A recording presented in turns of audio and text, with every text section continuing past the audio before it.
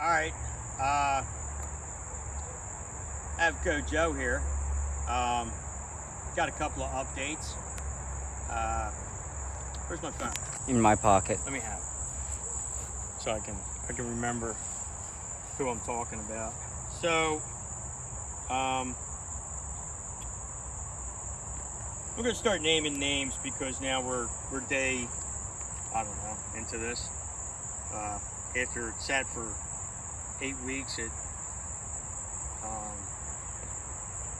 General RV in Harrisburg, and I've tried to get somebody to look at it, but the slide wouldn't work. But now, as you can see, we had a technician came out that Heather called. She's the woman at General RV who's been more than helpful in this whole process. She called a technician who doesn't live too far from me, and he came out last night and gave us a hand with it, and he was all right. He did a really nice job,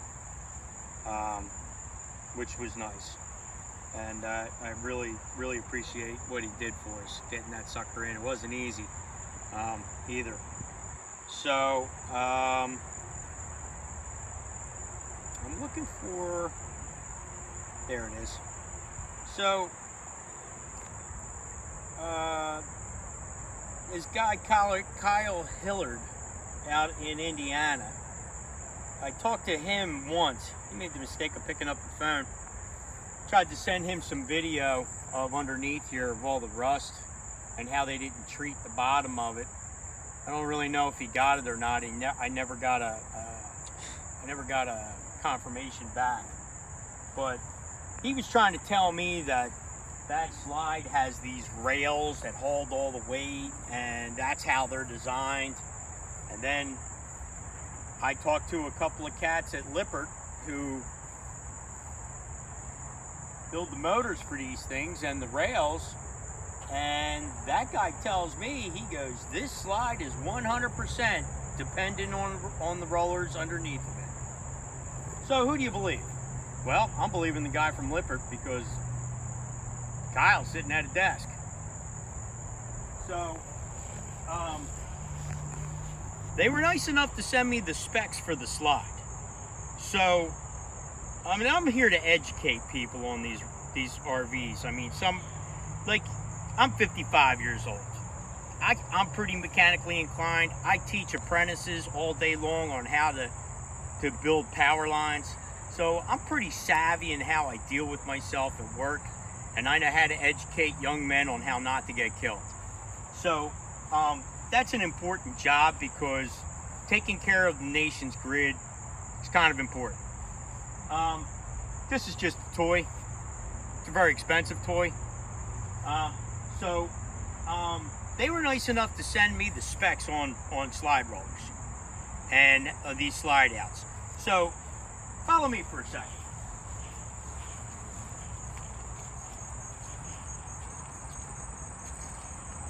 So these rollers have a 24 or 36 inch spread. You have the coach, you have 1 3/8 inches to the edge of the slide, and then you have your specs. Now, because this slide is so heavy, I figure 24 inches to carry the weight, more than efficient. We have quite a few rollers that aren't there, and then we have rollers that are out of spec. So, like, this is the first roller right here where the black is, and then this is where the roller should be per spec of the build. Now, I deal with specs all the time at work. If they're not right, I gotta fix it. If I don't do it right, I lose my job. So, that's just how it works in the real world. So this first roller from the edge of the coach, 1 3/8 inches in, okay, from the beginning of to the beginning of the slide should be 6 inches, where this should be. Well, the existing roller underneath is only 2 3/4. Not really up to spec to me. Okay, so from the original roller to the existing original roller, okay? And I'm not going to, let's go from the edge. Let's go edge to edge, okay?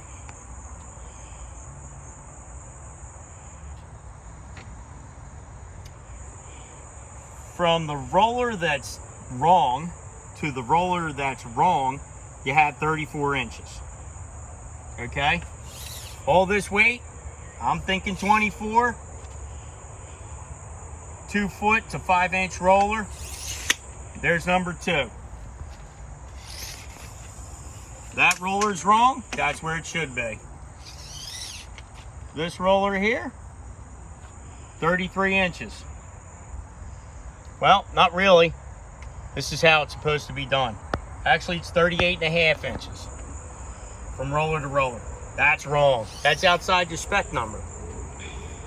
Once again, 2 to 3, the way it should be. 2 foot, that's where I'm going. Same with this one. That's 2 foot, that's where it should be. Roller 5 to roller 4. Or roller 3 to roller 4 that's existing. 39 inches. Pretty far out to me. Not good. There's no roller here, but this is where roller 6 should be. See that? Roller 5. This is where roller 7 should be. Roller 6. There should be 8. Let's check this one here. Because this is where the damage was on the edge. And then this one here is where roller 5 is where it's digging into the bottom of the floor, and there's no roller here to support this corner here at all. And this is a heavy part inside. The sink is here, like all the pots and pans, the stove is here. Why wouldn't you put another roller there? It just doesn't make any sense. I don't think an engineer really knows how to engineer this shit. I think they're just slapping this stuff together and sending it down the road, hoping some sucker will buy it.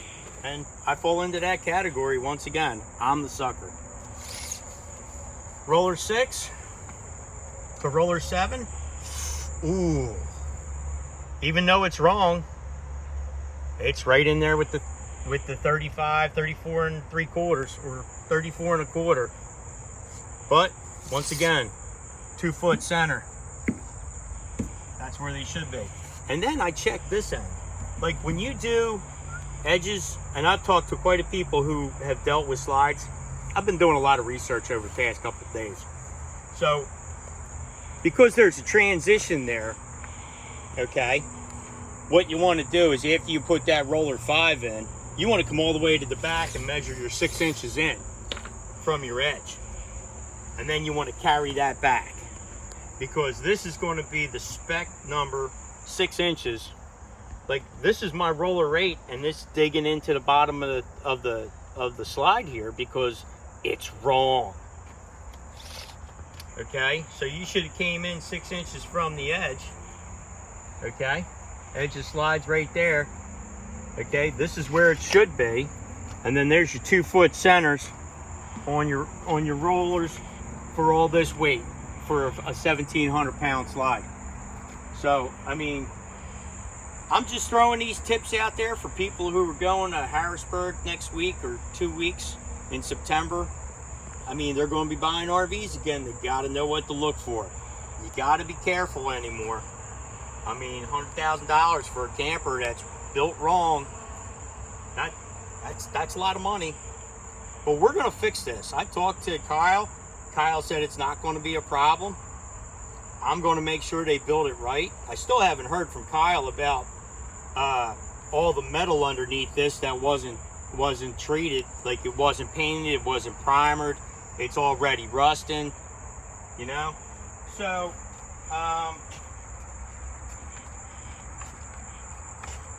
it's just the guys at Lippert were great. I mean, they really had a lot of information. I really like them guys. They came right up with the specs. They came right up with helping out with the electronics on the slide, getting it back in. I really didn't know what I was doing. I wasn't going to touch it. the tech that came out, he really knew what he was doing, you know. So the slide really bothers me. I'm probably going to keep beating this up until it's fixed. If it's not fixed the way I want it, I'm going to beat it up even more. That's just how I am. I beat it until it gets back up again.